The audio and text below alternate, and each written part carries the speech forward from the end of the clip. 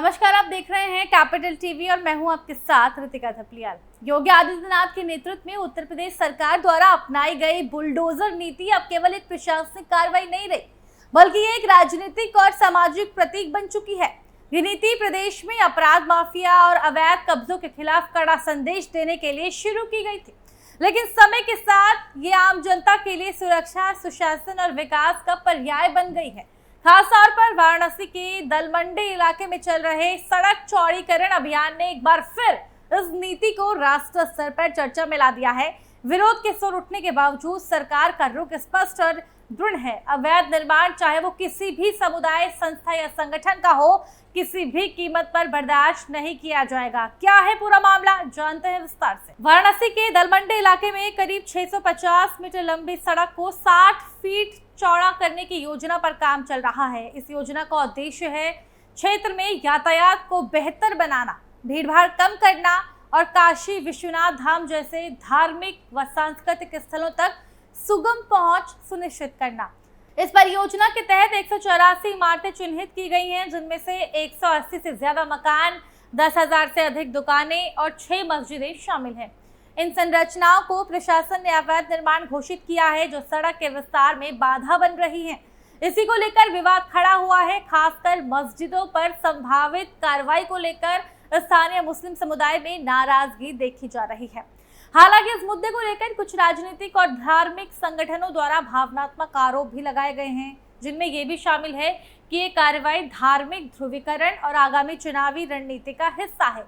लेकिन ये दावा तथ्यों से परे लगता है। सरकार ने बार बार स्पष्ट किया है कि बुलडोजर नीति किसी धर्म या जाति के खिलाफ नहीं है, बल्कि कानून और विकास के खिलाफ खड़े किसी भी प्रकार के अतिक्रमण के विरुद्ध है।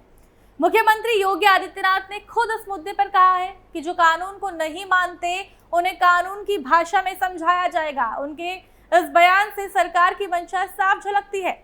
नियमों का पालन अनिवार्य है, चाहे कोई भी हो, क्योंकि ये योगी का उत्तर प्रदेश है, अखिलेश का यूपी नहीं, जहाँ माफिया का राज होगा, जहाँ बदमाश खुलेआम घूमेंगे या अपराध को बढ़ावा मिलेगा। अब उत्तर प्रदेश की तस्वीर बदल चुकी है, या यूं कहे कि तस्वीर बदल रही है। अब उत्तर प्रदेश देश का नंबर 1 प्रदेश बन रहा है, जहां लगातार विकास हो रहा है और जहां युवाओं के सपनों को लगातार उड़ान मिल रही है। वहीं आपको बता दें कि यूपी में बुलडोजर का प्रयोग केवल वाराणसी में ही नहीं, बल्कि राज्य के कई जिलों में किया गया है। प्रयागराज, गाजीपुर, मेरठ, लखनऊ, कानपुर, मऊ और आजमगढ़ जैसे जिलों में सरकार ने अवैध कब्जों के खिलाफ बड़े पैमाने पर अभियान चलाया। अब तक 10,000 से अधिक अवैध निर्माणों को ध्वस्त किया जा चुका है और गैंगस्टर एक्ट के तहत 14,000 करोड़ से अधिक की संपत्ति जब्त की गई या उन पर बुलडोजर चलाया गया।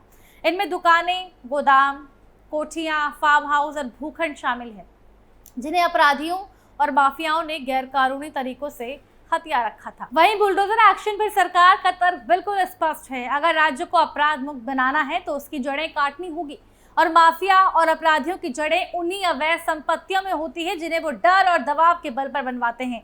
बुलडोजर कार्रवाई से न केवल उनकी ताकत खत्म होती है, बल्कि आम जनता में कानून के प्रति विश्वास भी मजबूत होता है।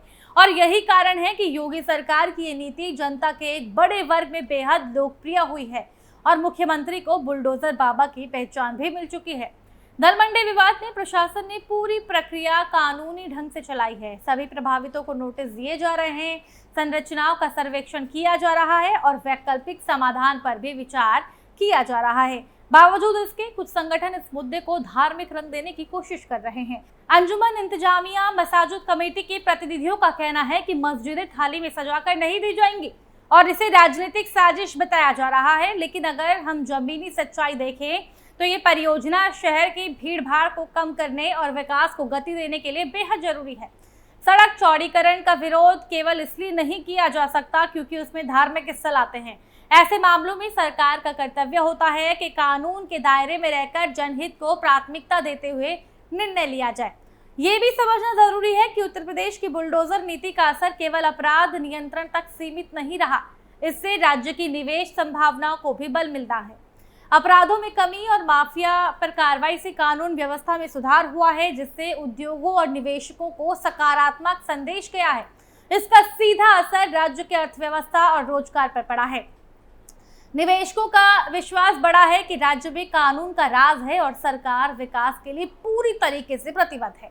जहां तक धार्मिक भावनाओं की बात है, सरकार ने यह भी स्पष्ट किया है कि कोई भी कार्रवाई धार्मिक स्थलों के विरुद्ध नहीं है, बल्कि केवल उन निर्माणों पर की जा रही है जो सार्वजनिक संपत्ति पर अवैध रूप से खड़े हैं। अगर कोई मंदिर, मस्जिद, गुरुद्वारा या चर्च भी नियमों का उल्लंघन करता है तो ये कार्रवाई से अछूता नहीं रहेगा। ये समानता और निष्पक्षता की नीति ही योगी सरकार की सबसे बड़ी ताकत रही है। बुलडोजर की राजनीति को लेकर विपक्ष भले ही सवाल खड़े करता रहा हो, लेकिन जनता के बीच इसका प्रभाव सकारात्मक रहा है।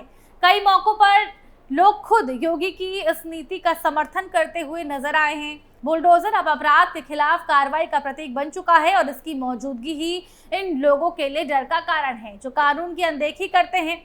वहीं ईमानदार और आम नागरिकों के लिए ये राहत और भरोसे की वजह है। इस पूरे प्रकरण से ये साफ होता है कि योगी सरकार की प्राथमिकता किसी खास धर्म या समुदाय को निशाना बनाना नहीं, बल्कि कानून व्यवस्था को सशक्त बनाना और राज्यों को विकास की राह पर ले जाना है। बुलडोजर की नीति उन्हीं लोगों के खिलाफ है जो कानून के खिलाफ जाकर व्यवस्था को चुनौती देते हैं। ऐसे में वाराणसी के दलमंडी मामले को केवल धार्मिक चश्मे से देखने की बजाय एक व्यापक प्रशासनिक और विकासात्मक परिप्रेक्ष्य से देखना अधिक उचित होगा।